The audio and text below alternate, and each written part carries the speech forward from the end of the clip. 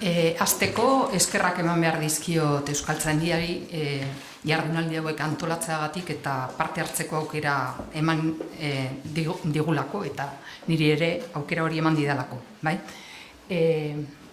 Nire gaia Euskaltzaindiaren hiztegia da eta batez ere aztertuko dudana da nire ikuspegitik egin dezaken ekarpena lexiko espezializatuaren eta ez espezializatuaren harmonizazioan.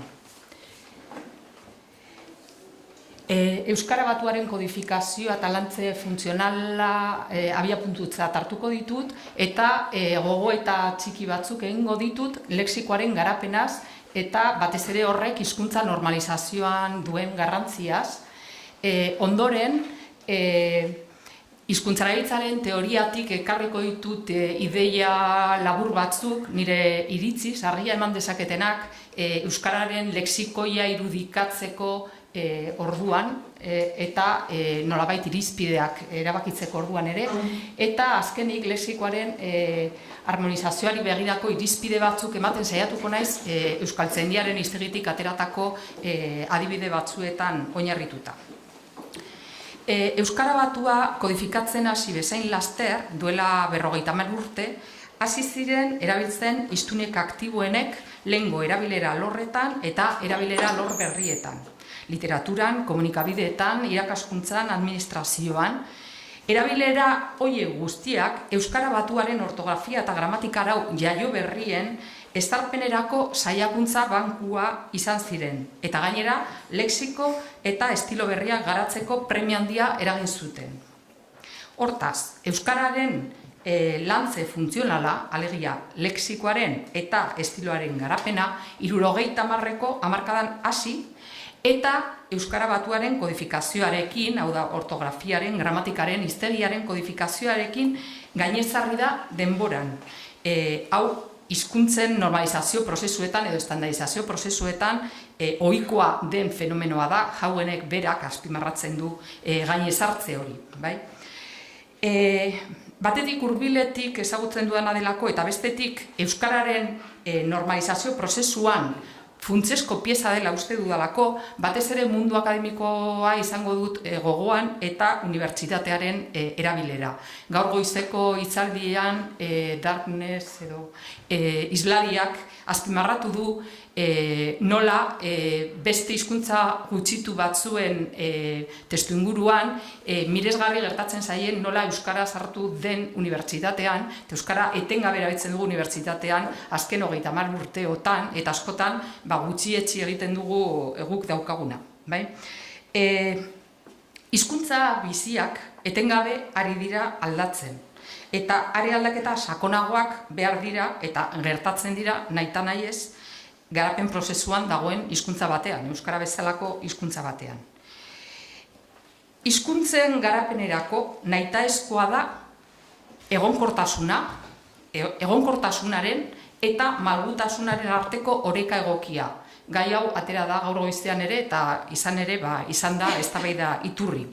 Eta oreka hori jauenek berak azpimarratzen zuen kodifikazioaren eta lantze funtzionalaren arteko tentsioaren emaitza da. Kodifikazioa lan teknikoa da eta hizkuntzalariek eta lexikografoek gidatu behar dute neurri handian. Baina arau akademikoak ez dira benetako hizkuntza bihurtzen, benetako komunikazioan eta benetako diskurtsoetan ezartzen ez badira. Hortaz, kodifikatutako arauen ezarpena bera lantze funtzionalaren abiapuntua da, eta lantze funtzionalerako nahitaezkoak dira hizkuntza askotariko alorretan eta askotariko helburuekin erabiltzen duten hiztunak. Kodifikazioak hizkuntzaren garapenari lagunduko badio, malgua eta dinamikoa behar du izan eta lantze funtzionalarekiko sentikorra. Hizkuntzaren garapen funtzionalaren euskarri izan behar du eta ez oztopo. Hizkuntzalariak, irakasleak, zuzentzaileak, askotan polizia linguistikoak, lehen esan duguna, nik esango dut nahitaezko bitartekariak izan behar garela kodifikazioaren eta lantze funtzionaren arteko tentsio egokia kudeatze aldera. Eragile aktiboak izan behar gara, kodifikatzen doazen hizkuntza baliabideak hiztunei helarazteko eta interpretatzen laguntzeko. Eta bestalde, lantze funtzionalaren ondorioz kristaltzen doazen hizkuntza baliabideen deskripzioan lagundu behar diegu kodifikazioan ardura dutenei. Bai? Eta hemen, azpimarratu nahi dut, oso ondo etorri zai goizeko hitzaldia, bai? Aipatu du, hain zuzen ere, nolabait, ze garrantzitsua den hizkuntza kontzientzia hartzea hiztunek testuinguru formaletan, eta hor badugu testuinguru bat guk, unibertsitatean denetariko gaiak irakasten dira, baina gainera gradu guztietan ditugu bi irakasgai hain zuzen ere hizkuntza lantzeko eta hizkuntza kontzientzia hartzeko, lantzeko, eta aipatu du bebai aldakortasunaren pedagogia, eta nik esango nuke hain zuzen ere hizkuntza kontzientzia honetan oinarrizkoena daukagula aldakortasunaren pedagogia hori egitea.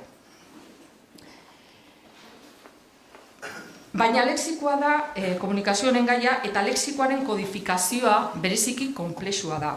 Edozein hizkuntzatan zenbat ezinezko elementuez osaturik baitago eta etengabe ari baita berritzen eta egokitzen.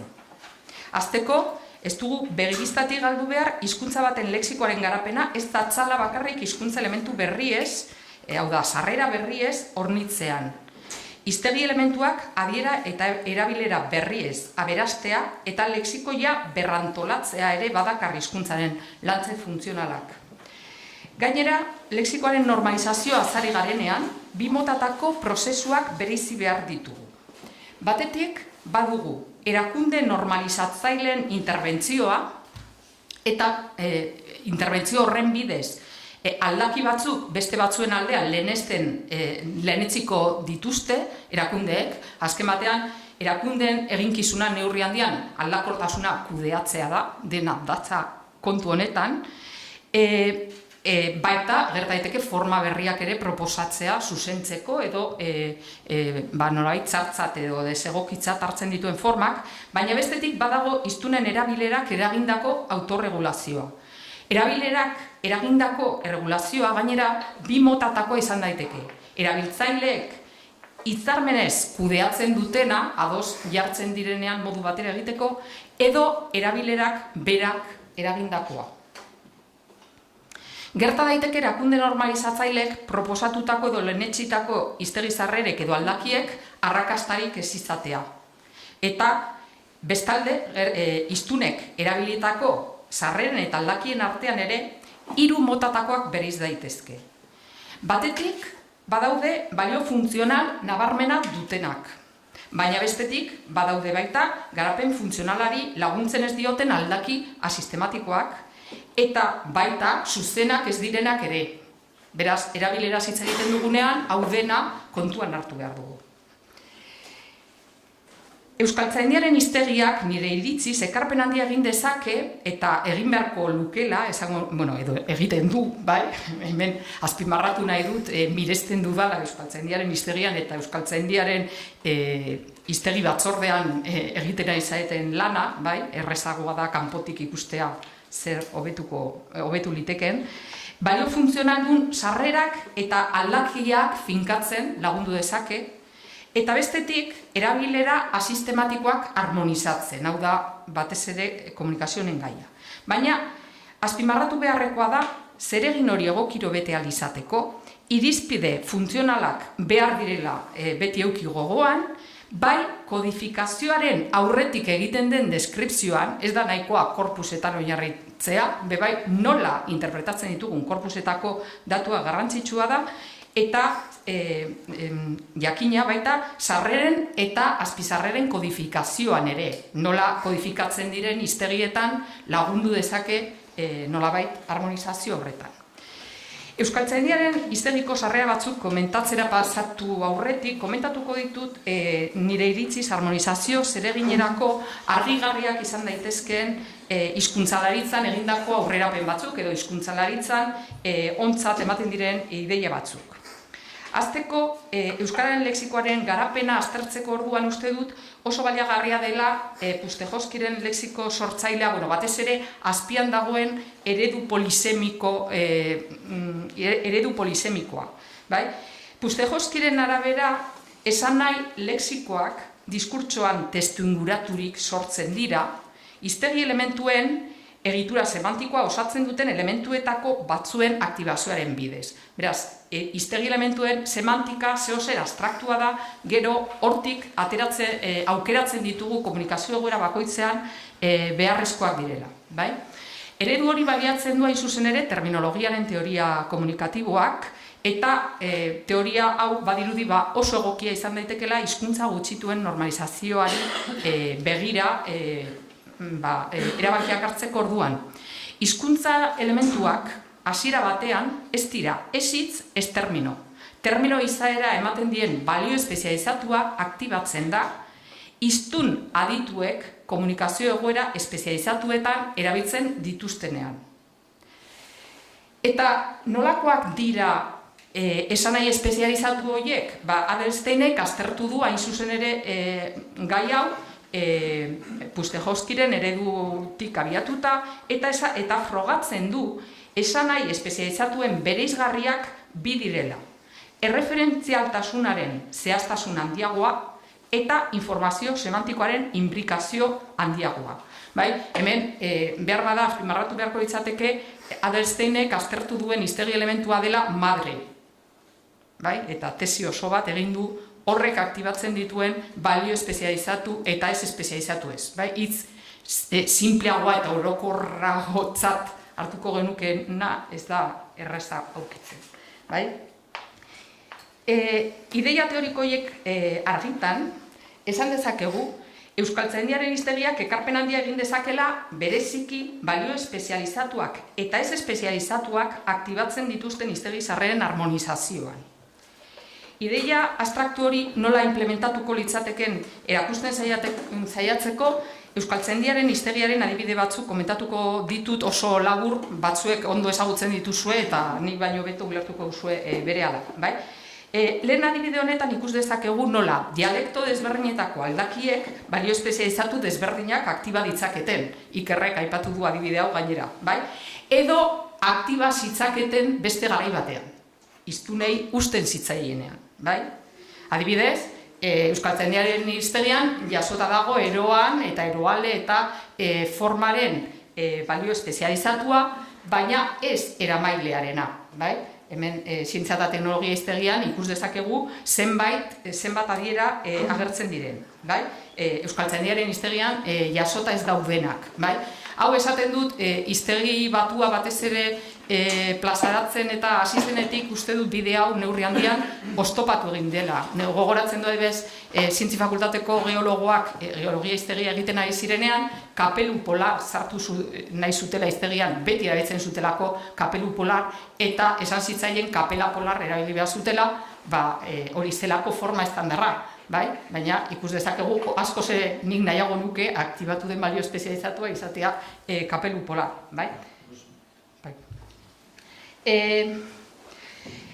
Garrantzitsua da garapen funtzionalaren emaitza horiek ondo islatzea, finkatzen laguntzeko, eta bestalde, hau hemen honi zegokion, eta bestalde ez oztopatzea euskalki marka daramaten beste sarrera batzuen balio espezializatua aktibatzea eta finkatzea. Beste eztabaida iturri bat da aditzetiko izenena, hemen oso labur aipatu beharko du besterik gabe, kontuan hartu behar dugu euskara hizkuntzen hanskari bat dela eta hori dela eta daukagu horren beste atzizki, eta aldakortasun askotan aditzetiko izenen artean gertatzen den aldakortasun horretan beti pentsatzen dugu kaotikoa dela, baina askotan badira arrazoi funtzionalak horien atzean. Arrazoi funtzional horiek detektatzeko irizpide morfopragmatikoak behar dira deskripzioak egiten ditugunean. Hemen aipatu besterik gabe, adibidez Euskaltzaindiaren hiztegian badagoela normalizazio, baina ez dago normalkuntza, nik esango nuke izugarri erabiltzen dena gutxienez irakaskuntzaren munduan eta. Edo adibidez aldaera eta aldaki badaude jasota, baina aldaki etengabeari naiz ni hemen erabiltzen, hau da nire borroketako bat, Ni aldakortasuna hitz egiteko aldaerak eta aldakiak behar ditut, baina euskaltzaindian ez dago jasota aldaki horren adiera. Hemen beste adibide bat daukagu honi dagokionez, ez dut azalduko gehiago argitaratuta ere badago. Beste kontu bat da, hiztegi elementuen balio espezializatuak aktibatzen direnean, gerta daitekela ordura arte azaleratu ez diren konfigurazio sintaktikoak aktibatzea. Horixe da, gertatu dena adierazi aditzaren kasuan genomikan erabiltzen denean. Genen berezko kausalitatea da adieraztea, alegia proteinak sintetizatzea, eta horrek da laguntzailera gaitza behar duten konfigurazioak islatzen ditu. Nolabait, hiztegi orokorretan adierazi aditzean beste regimen batzuk agertzen direnez, hori baztertu eginda askotan, eta ikus dezakegu orotariko euskal hiztegian erabilera hori ja aktibatuta zegoela Jaungoikoari buruz hitz egiten zuen testu batean. Beste gai bat da, hiztegi elementu konplexuen esanahiaren konposizionaltasuna. Esanahi konposizionala esleitzen diote halakorik ez duten sarrerei batzutan hiztunek, berranalizatzen dituztelako, eta beste batzutan handiz ez dira gauza esanahi konposizionalak ikusteko horien azpian daudenak. Hemen, besterik gabe aipatu nire iritziz euskaltzaindiak ez duela asmatu, euskaltzaindiak edo definizio hau erredaktatu dutenek ez dutela ondo asmatu anistasun hori nola deskribatu, uste dut ez dela argigarria, eta beste kasu batzuetan balioetsi, balioztatu, baloratu, nolabait esanahi konposizionala duten hitzak dira, eta jaso dira berriro ere, egia da hiztunek askotan nazten dituztela, baina orduan jaso dira adira guztiak, beraz, sarrera hauek ez dute balio hori harmonizatzeko. Bakarrik hitz bat ortotipografiari buruz, postu nintzela bat ez besteko lotuta ikusi nuenean, euskaltzaindiaren hiztegian, eta ohar txiki bat bakarrik ortotipografiari dagokionez. Eguzkilore eta sintetikoen taldetako hitz elkartuak errepresentatzeko erabiltzen den bidea euskaltzaindiaren hiztegian nire iritziz ez da egokiena erabilera hauek harmonizatzeko. Egia da euskaltzaindiak 25. arauan modu abstraktuan hitz elkartu hauek marrarekin edo marrari gabe idazteko aukera libre uzten duela. Baina, hain zuzen ere, erabaki hori nik dakidala hartu zuten zientzialariek eta askotan azpimarratu dutelako beraientzat nahi eta eskoa dela marra hori.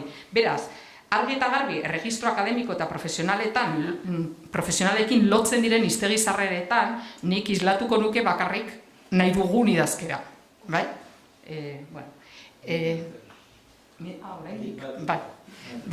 Orduan,